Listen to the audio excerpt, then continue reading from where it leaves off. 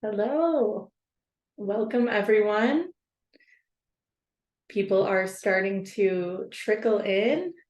We'll give you just a few moments to join and get settled. And as you are signing on, if you want to write into the chat your name and where you're joining us from today.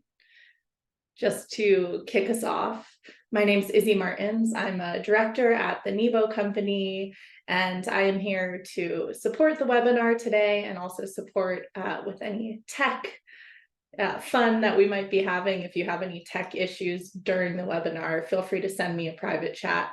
I'll try to work through that with you. We have Jackie from Atlanta, Chris in Pittsburgh, Julie is in Washington, Maria all the way from Peru, amazing. Mark from Charlottesville, Michelle from Florida, a lot more. Alberto from Panama City. It's so nice to be with you all today. I'm going to go ahead and get us started and welcome you to the second in our webinar series hosted by the Nebo Company. This webinar today is titled What's Changed About Developing Leaders Since 2020. We have one more webinar in our webinar series. I do invite you to join that webinar with us. If we click to the next slide, that webinar is titled Keeping Key Leaders at Critical Times. That's on September 27th. That's actually a Wednesday. We've been doing them on Tuesday, so mark your calendar for that. I'll share the registration link with you in just a few moments. And I also want to just introduce the Nebo Company. So the Nebo Company is a premier full-service coaching and leadership development firm. We're dedicated to developing human potential to transform the futures. We have a big group of coaches and facilitators, 100 plus diverse and talented coaches and facilitators at the ready. And we have a number of wonderful services to offer. We do strategic visioning work, leadership coaching, integrated leadership development programs, and organizational and talent development. And of course, I want to introduce our host for this session. Kate Ebner is with us today. Kate is the founder and CEO of the Nebo Company. She is also the co-founding director of Georgetown's Institute for Transformational Leadership. She's a CEO coach, a designer and facilitator of transformational leadership programs, and also the author of Holding Space, A Guide to Mindful Facilitation, a book that I had the privilege of co-authoring with her. So Kate, I'm going to turn it over to you. So glad to be here with you today.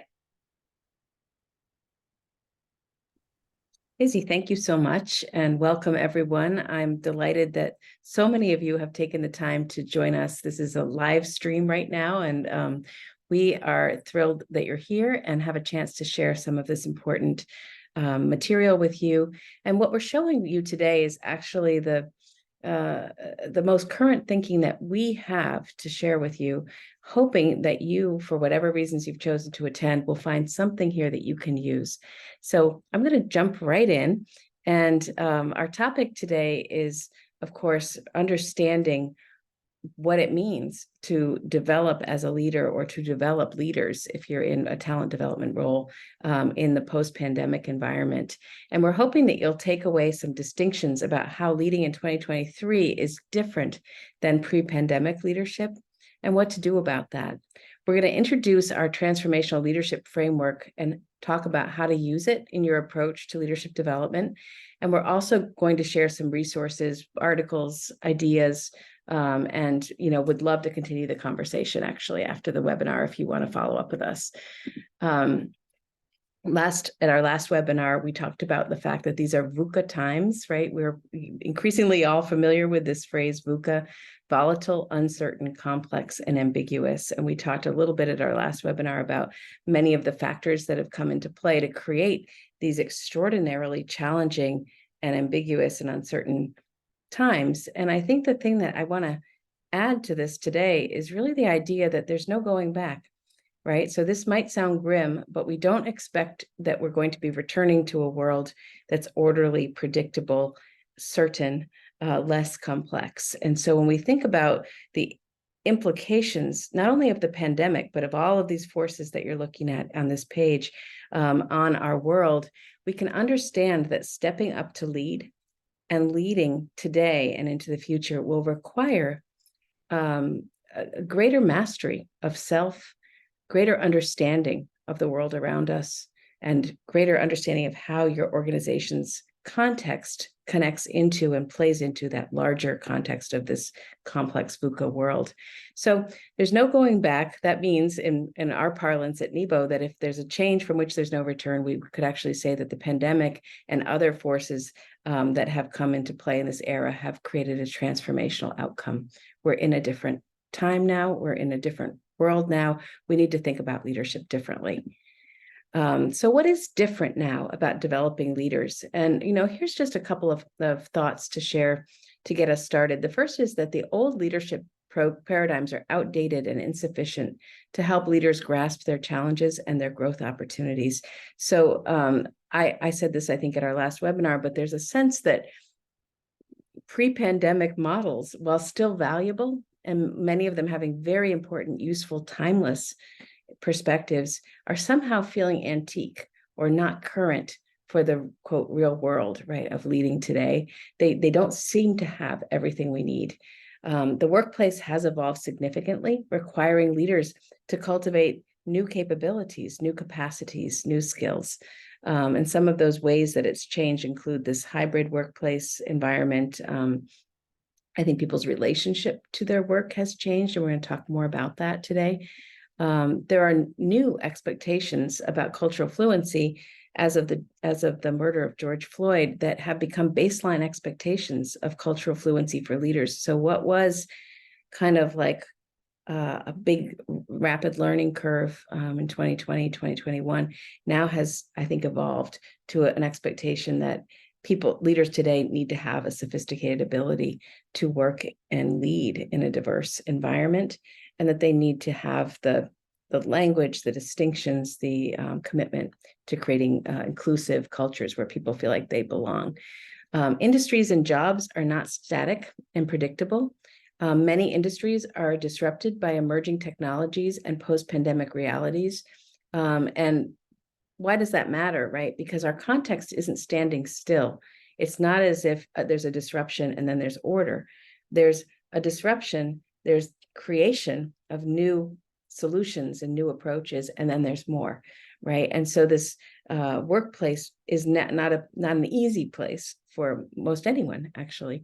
Generational perspectives and values are woven through discussions of goals, motivation, and culture.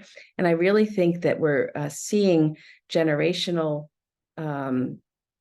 perspectives really influence what people talk about when they talk about work, what they want from work, when they think of their own lives and what they want to do with their lives. Work is one, but not the only place for growing and contributing, right? So there are some shifts in perspective there that are very notable.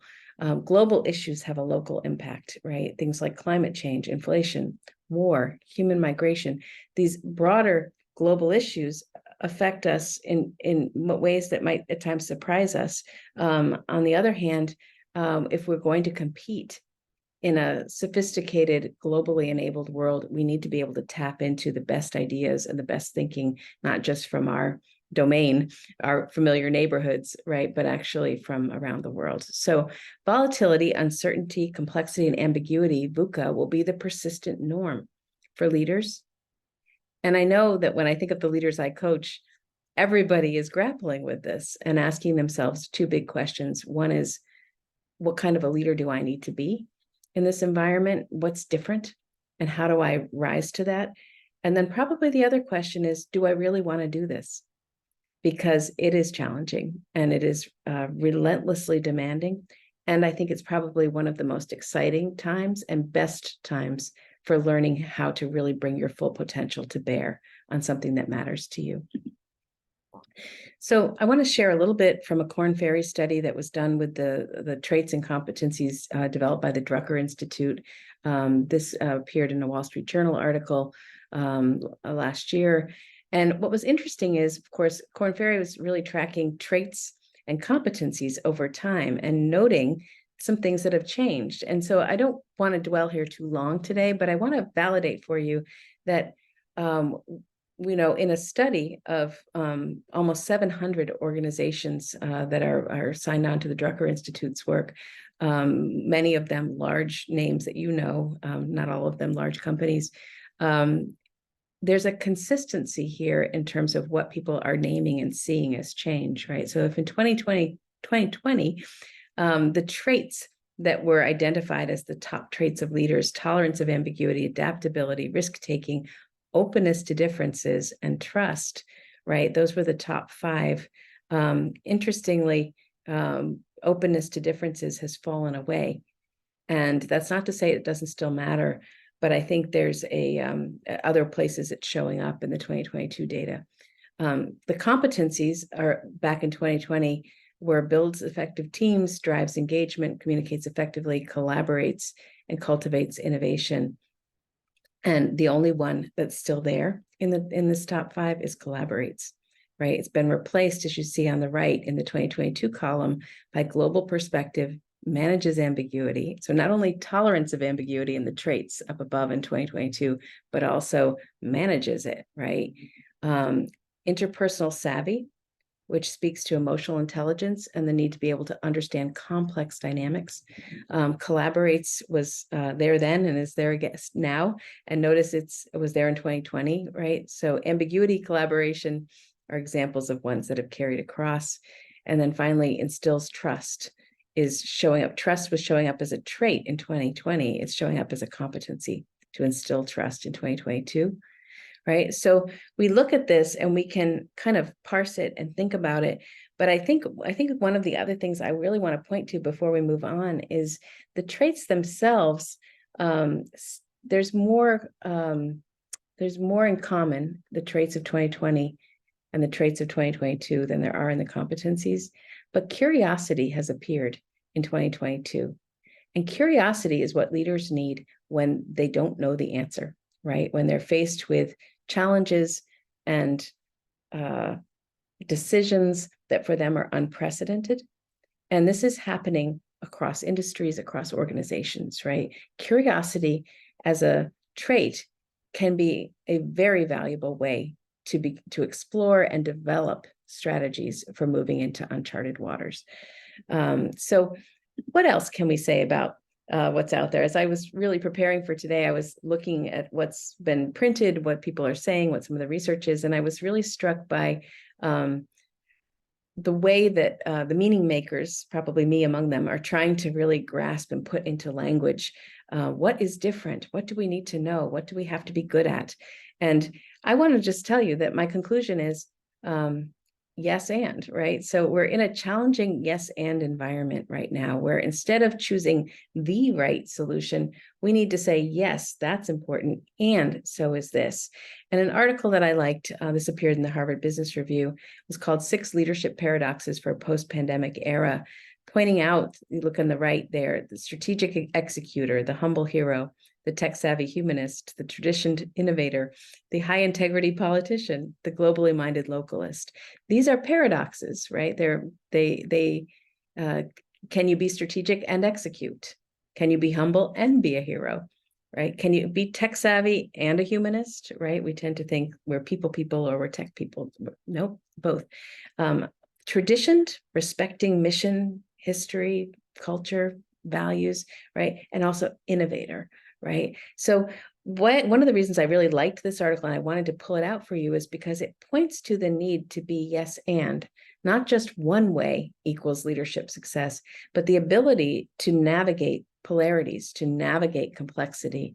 And I like this quote: to succeed in this new era of value creation, leaders need new skills and capabilities. And then what's interesting here is that the proficiencies we need are across a broad set of characteristics versus relying on just sort of the very specific skill sets that we might historically have thought were sufficient. So here again, they learn to work together with others who have different backgrounds and different ways of thinking, and they emphasize collaborating together to lead their business despite all their differences. These are the qualities of successful leaders. You'll see that they're once again pointing to the same ideas as that Korn Ferry research around collaboration and about instilling trust, about building successful new value in new ways. So one more, and this was an article I liked in Forbes. This was Dr. Richard Osabanjo, who wrote about the 5 shifts every leader must make. And, again, I sort of am a little tongue in cheek when I read some of these articles, because I so appreciate the way the writers are working to sort of help us get our heads around this. And I also feel like only 5, right? So there's probably a lot more, but here are 5. So the first, focus on purpose. And that means the meaning of this, the meaning of your job, the meaning of our organization.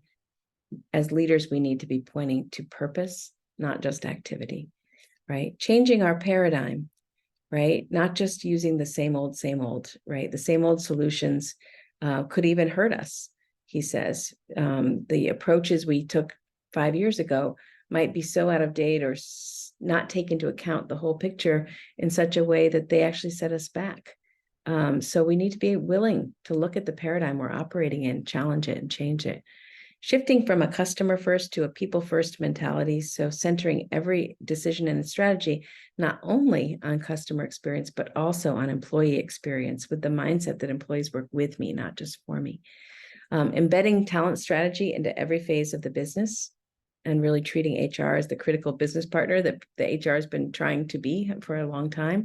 And shifting the leadership operating model. There's even a new little acronym here, leadership as a service, LAAS. I got a kick out of that. Inviting employees' highest potential is what this leader is doing, right? So inviting people to the table to contribute and to become their best selves through contributing what they are there to do. So the leader is actually the enabler of that best self participation. What's interesting about this article is I think the phrase on the right, 70% of employees are demanding more purposeful work. And there's less emphasis on finding dream jobs. This is what really stopped me in my tracks, right? So people less thinking about like, what would be my ideal dream job and where can I find it? And more thinking about what's the difference I want to make and which organization makes that difference and could give me the best chance to contribute to that. Employees want to work with leaders who foster cultures that enable them to pursue and experience their dream lives. So I want to be part of something. I want to contribute. It doesn't have to be perfect, but I want to be in a culture where I can grow and contribute at the highest level of my potential, right? This is a subtle point, and I think it's an important one as we think about what's motivating people in the world of work today. So we're going to go a little bit farther, and I here's where you see the 2 one-way signs. They're both pointing in different directions. And my thought as I was doing this work was sort of like, how are we supposed to decide which are the resources, the models, the frameworks, the pathways that are of most value in preparing ourselves as leaders, or preparing those who report to us or those who work for our company? How do we choose with so many emergent thoughts out there and so many new ideas circulating? And so I'd like to suggest that we can do this by understanding that it's time to use a new paradigm for developing leaders. And of course, I'm going to share with you Nebo's paradigm, which came to us after a strong 12 years of development. And we'll talk about how we use that and why, and how it actually addresses some of this complexity that we've been exploring here so far. I'd like to begin with a question here. So what is the purpose of work today from an employee perspective? Now, there was a time when people might have answered this question, I need to make a living, right? But it's so much more than this today. And so if we want to think about designing leadership development, we also need to think about how to tap into the motivations that our employees really have. And these are words that I thought would help you think about how the job that you are offering, that someone is filling, is fulfilling that human being's needs beyond livelihood. So contribution. What am I contributing to? What's the mission? What's the purpose of my organization? What is the purpose of my project? What kind of impact can we have? How do we scale what we do, right? Those are the kinds of things people are really interested in, is making a difference. community. I don't really want to do this alone. The pandemic has taught us that we like to work together. We like to at least sometimes be together, and we want to work collaboratively. So we want a community of work. And one way that I sometimes think about even the Nebo Company, which is quite small, is, does everybody here have a community of work? Does everybody here have a circle of people that they look forward to seeing and collaborating with every day? Or is anybody isolated or in too small a pool? So thinking about the community of work, not only in the organization, but in the field that you are in, and making sure that that's covered in the approach you're taking to developing people. Creativity. We want to create, we want to make things. Yes, we want to solve problems, but there's a need for new knowledge, new technologies, new approaches, new paradigms, right? This is a very creative moment. People want to be challenged and invited to creativity. They want to learn, and they want to feel that they learned and grew as a result of their job, that they're becoming someone with greater capacity as a result of what they're doing. And we want to, of course, earn a living.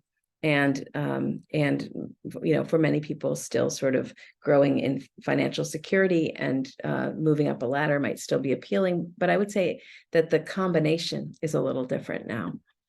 At Nebo, we often use this particular graphic, which we've developed, and you'll notice in the background here, the grand challenges, the big tetons, the big mountains in the background. Your organization is the log cabin, right? And you have mission, culture, strategic priorities, stakeholders, right? And you are sitting in this landscape that is your professional field. And behind you on this landscape, you'll see the foothills. The foothills are where pressures, trends, realities, perhaps in your industry live. These are the things that affect your organization every day.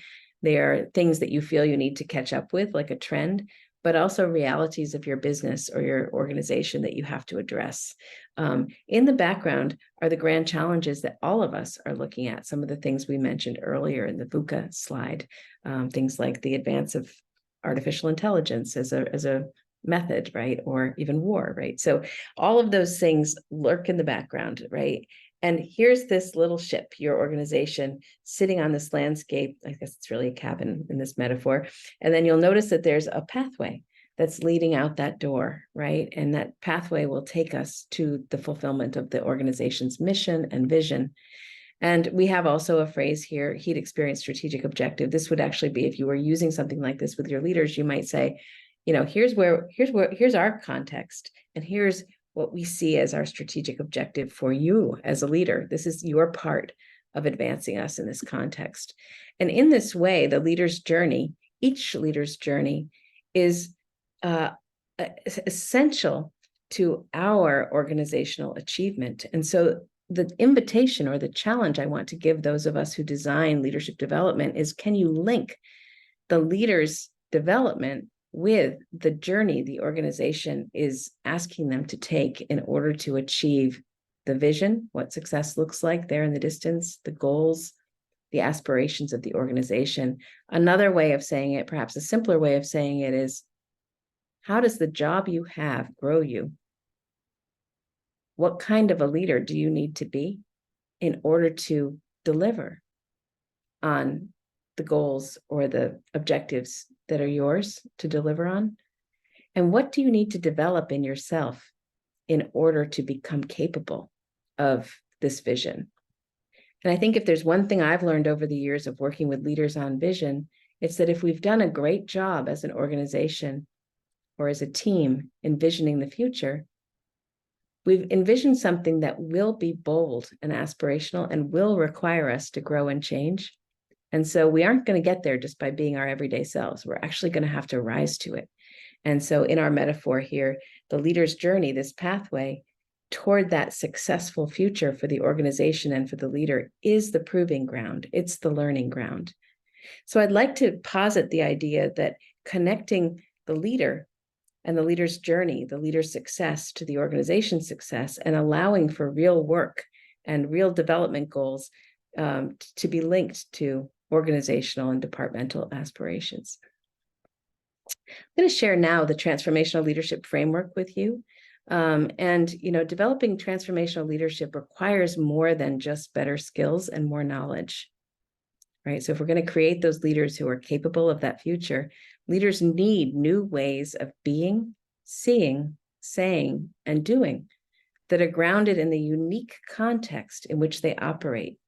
That's this company, this organization, right? That's this industry, this field in this year, 2023, and near term beyond, right?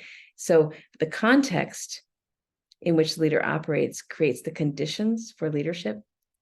And the leader today needs new ways of being, seeing, saying, and doing. They also need a great awareness of who they are as people and as leaders. And if they don't have that self-awareness and that emotional intelligence about who am I as I endeavor, they're going to have all kinds of negative impacts on their people in the organization, right? So we're also seeing that what's always been true, which is that leadership development begins with emotional intelligence and self-awareness. That's not only more true than ever, it's essentially, it needs to be built in and really woven through all leadership development efforts. So modern times call for transformational leadership. We know transformation means a shift from one state to another, a change from which we can't go back.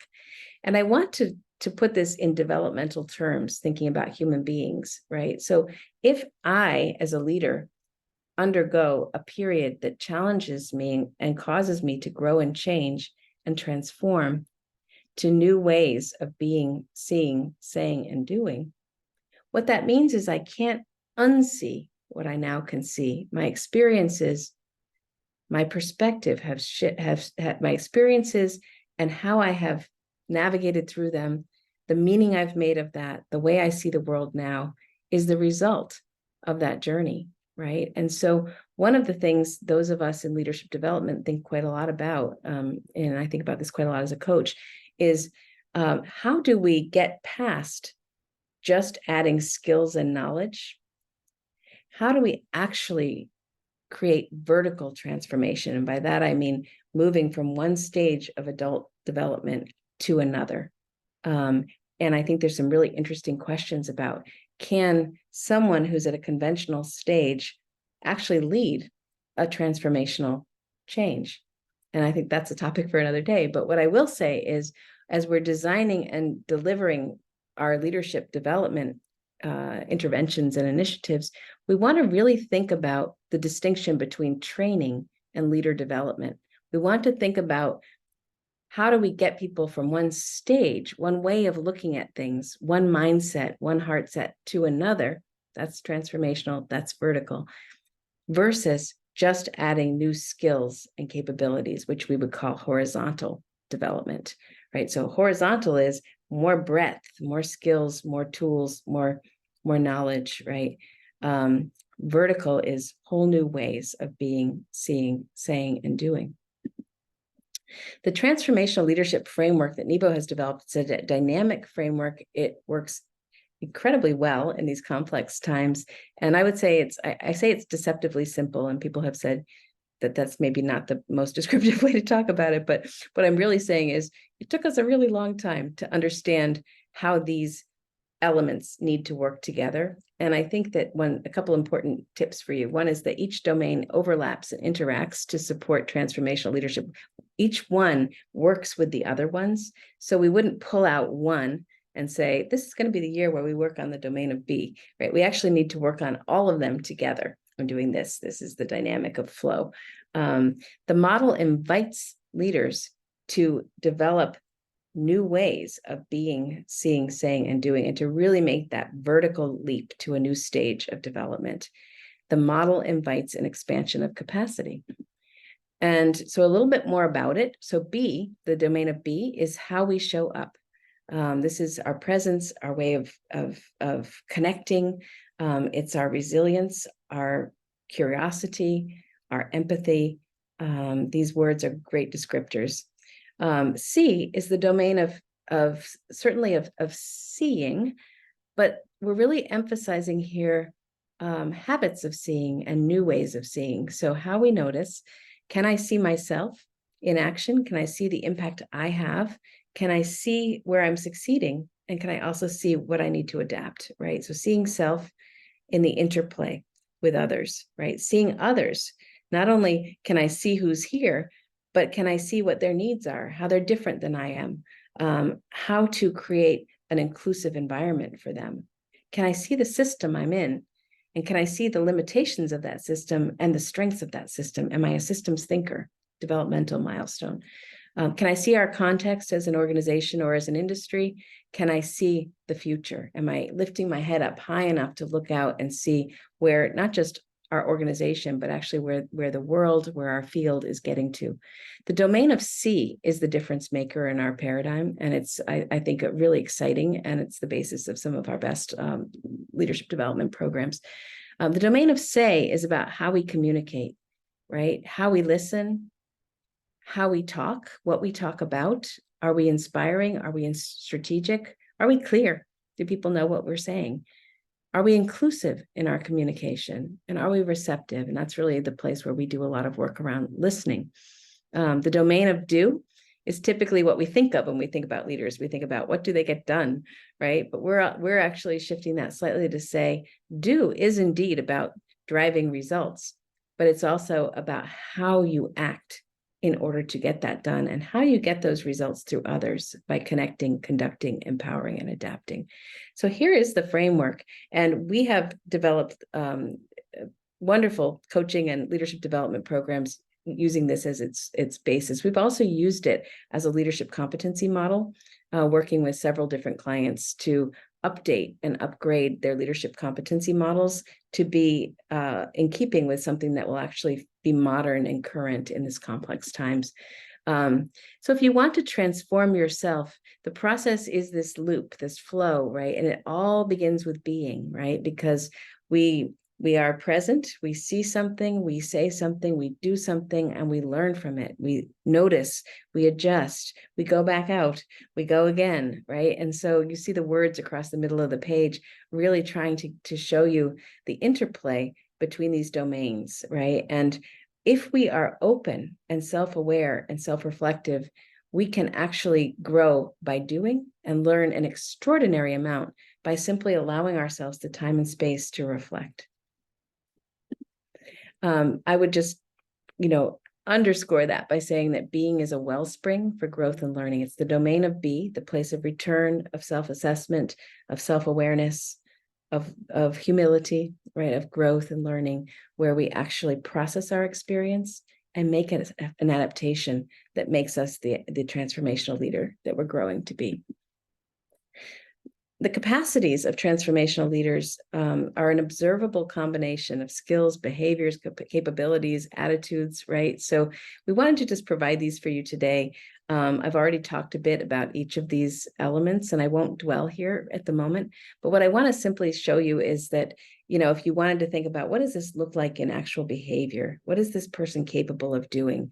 And why we're sharing this with you is because we want you to be able to think about what it is you're developing in the leaders or in yourself. Like you might look at this and say, oh, I see where my work is.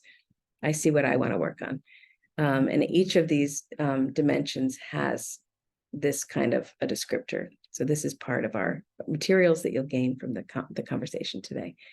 Our belief at Nebo is that in order to have a better future, a sustainable future, a future that's more harmonious, a future that we can trust will be okay for our grandchildren and their grandchildren, we need better leaders, right? The world today is not for the faint of heart, right? We need to call for leadership from ourselves and from others. We need to develop great leaders.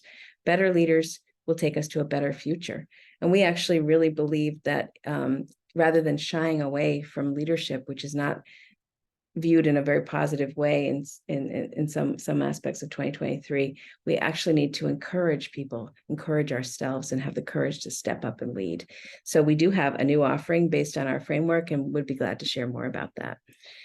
These times are calling for curious leaders who see the current complex environment as an opportunity to contribute, as a proving ground, and as a gift. I am the one who gets to meet this challenge. Right? I'm the one who gets to lead this organization. And I do know these leaders. I do work with these leaders. They know that their leadership journeys require them to reflect, to grow, to reimagine, and to change the world. And they're up for it. If we're going to develop today's leaders for tomorrow, we need to use new leadership paradigms and innovative formats that help you build culture based on making a difference in the world in a way that matters and also makes a difference for your employees' lives. We need to connect those two ideas. We need to let leading change us and change the people who work with us. Here, I've offered some guidance for you who are leaders and who might be interested sort of in what you should be thinking about as a leader. And I would say that the framework itself offers you quite a lot. But I would remind us to anchor in purpose, ground our decisions, our strategies in mission and vision, and to make sure that our people are really feeling connected to that purpose. To affirm and operate from values, not only the organizational values, but also to invite people to bring and share their personal values. And by the way, most people don't know exactly how to do this. So you might model it. You might want to talk about what values look like in behavior. You might want to think about helping your people grow, not just cope. So everybody's sort of hitting at all the tennis balls coming in their direction. How can we shift from reactive to creative? How can we let the challenges of today actually be the growing ground, the learning ground for our leaders? Can we frame their opportunity for growth in the context of the organization's challenges and the organization's journey? Can we use current goals as the practicum or the heat experience to focus individual growth and establish a practice ground?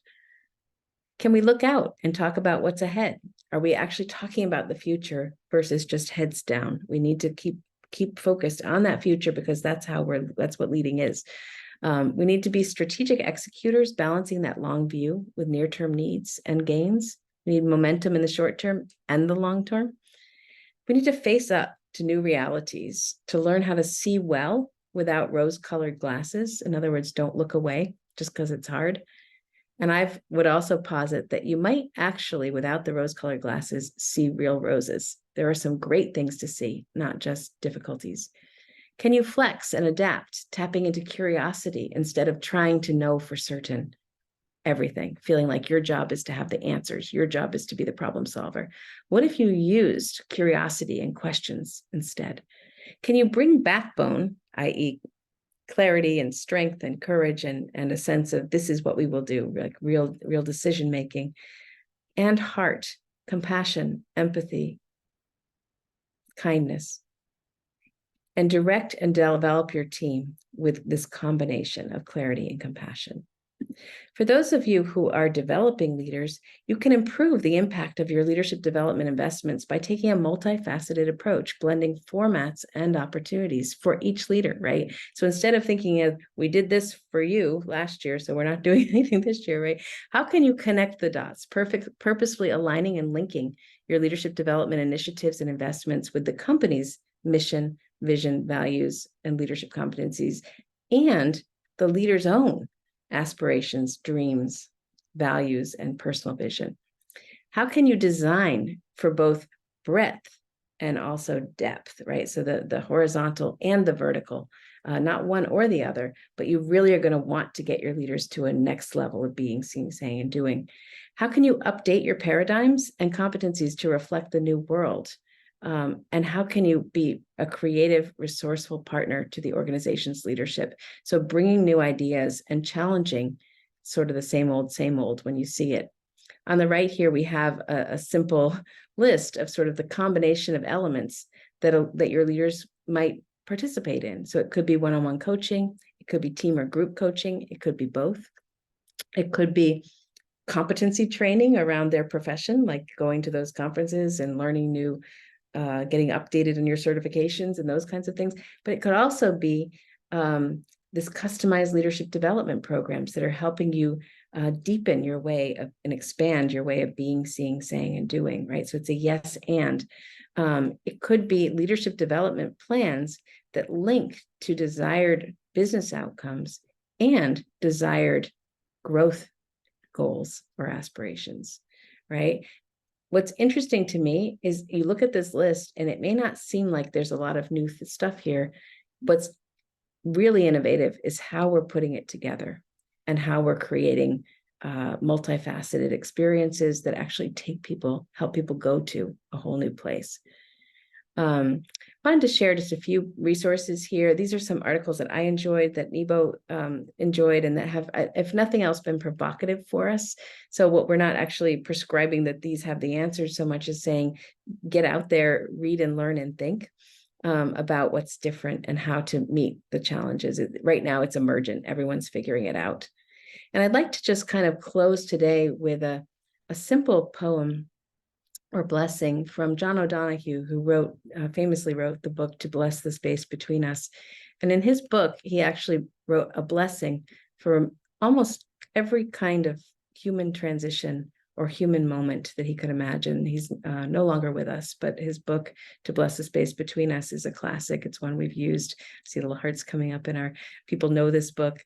This is a poem we use often in our leadership programs. The reason I'm sharing it with you today is because if you were really needing a way, besides all of the good stuff we've been sharing here today, to think about what's the kind of leader we're trying to develop who can navigate complexity and handle this VUCA environment, I actually think that this blessing offers a look at how that leader can operate and how they can develop. So I'm going to share it with you. May you have the grace and wisdom to act kindly, learning to distinguish between what is personal and what is not. There's emotional intelligence there. May you be hospitable to criticism, seeking feedback, adapting, curious. May you never put yourself at the center of things. May you act not from arrogance, but out of service. Remember that whole leadership as a service idea, but even more important, the humility or really supporting greatness in others, supporting mission of your organization. May you work on yourself, building up and refining the ways of your mind. There's always work to do. May those who work for you know you see and respect them. There, a reference to inclusion, to belonging, to fluency across cultures, to self-awareness. May you learn to cultivate the art of presence in order to engage with those who meet you. The art of presence. Think about how harried you are, the quality of presence you're bringing. This is in the domain of being.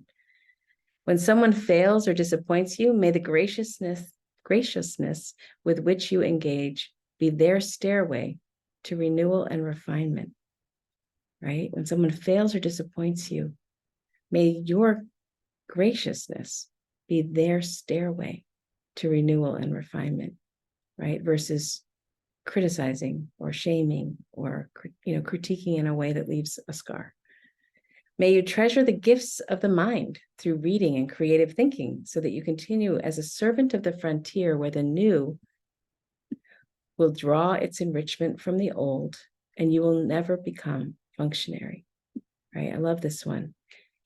Creative thinking so that you continue as a servant of the frontier. We are on the frontier.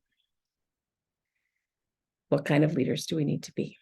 May you know the wisdom of deep listening, the healing of wholesome words, the encouragement of appreciative gaze, the decorum of held dignity, the springtime edge of the bleak question, right? This is about receiving. This is about saying, using words, the domain of say.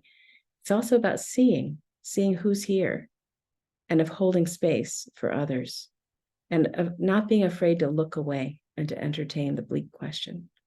May you have a mind that loves frontiers so that you can evoke the bright fields that lie beyond the view of the regular eye, right? So look up, look out, right? Don't be afraid of what's there. May you have good friends to mirror your blind spots. May leadership be for you a true adventure of growth. So I'd like to end there today, and I'd like to just invite you to go back to your own leadership or perhaps to your leadership programs and ask yourself, are we making enough difference? Are we supporting people on their leadership journey? Are we connecting personal aspirations, dreams, and purpose with organizational purpose and dreams? Thank you. Thank you so much, Kate, for that wonderful session. And thank you all for joining us today. As a reminder, you will receive the recording and the slides this afternoon. And please join us on September 27th for our final webinar. Have a beautiful day. Thanks again.